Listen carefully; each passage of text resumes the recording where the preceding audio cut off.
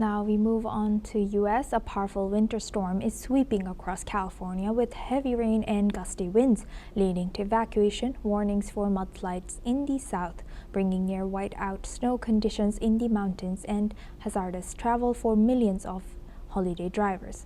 According to forecasters, conditions could worsen as multiple atmospheric rivers move across the state during one of the busiest travel weeks of the year. According to a National Weather Service meteorologist, Southern California typically gets half an inch to 1 inch of rain this time of year, but this week many areas could see between 4 to 8 inches. In addition to power outages and downed trees, officials also say that the storms are expected to cause multiple road closures and airport delays. Now for this discussion, we welcome Mr. Desmond Majakodunmi. He's a political and environmental activist, joins us live from Lagos.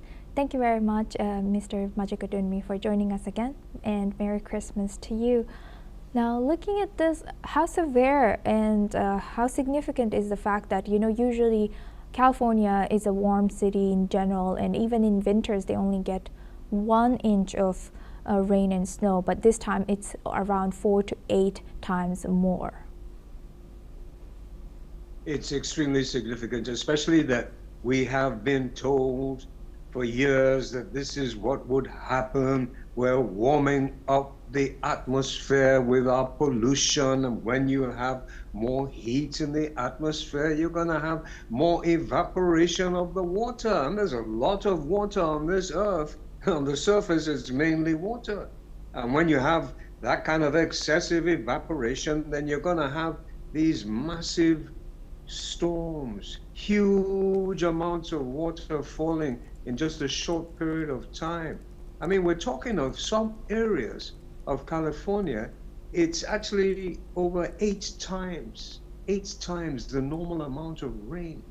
This will overwhelm any type of irrigation flooding system that you have that could irrigate and take the water away. It'll overwhelm it, the natural ones and the built-up ones. So again, it's a warning.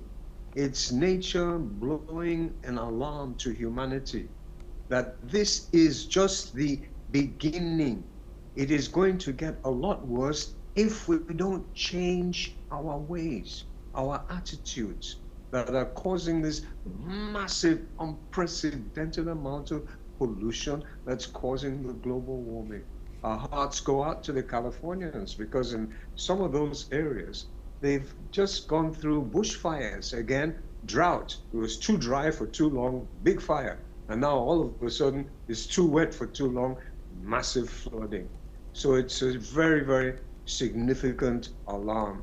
And, if your fire alarm blows in your building and you ignore it, then you have only yourself to blame. But those of us who are hearing the alarm should ensure that it is adhered to by those who are responsible for making the decisions that are causing these awful problems. 100%. Thank you for sharing such important message and perfect example with us. And what do you think, what should California government do to, make sure this is not a reoccurrence, this is not normalized for future? That's a very, very good question. And it's a bit ironic because in all fairness to the California state, they are actually making a lot of efforts to produce clean energy. They're lucky they have a lot of sunlight, and that definitely helps. They have quite a bit of wind. So they are making efforts and moves. And I think what they need to do, because they have the advantage of being the powerhouse of the entertainment industry. Hollywood is there.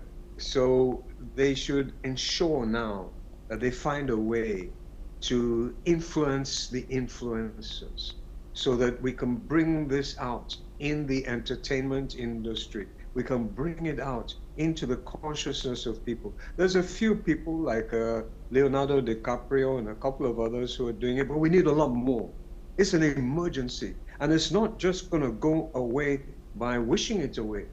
It's only going to go away if people decide, and there's a major consensus of the population decide, no, we must stop the pollution. No, we must go into clean energy systems immediately. And California is in a good position to influence the rest of the country, the rest of the population. And they need to really, really concentrate on this, because it's by a changing of our attitudes, it's by a transformation of our Yes. minds away from just prioritizing profit, money, and put more emphasis on Yes. people's Mr. Majikudun. welfare. Yes. Mr. Majikudun, thank you very much for sharing that insight with us as a political and environmental activist from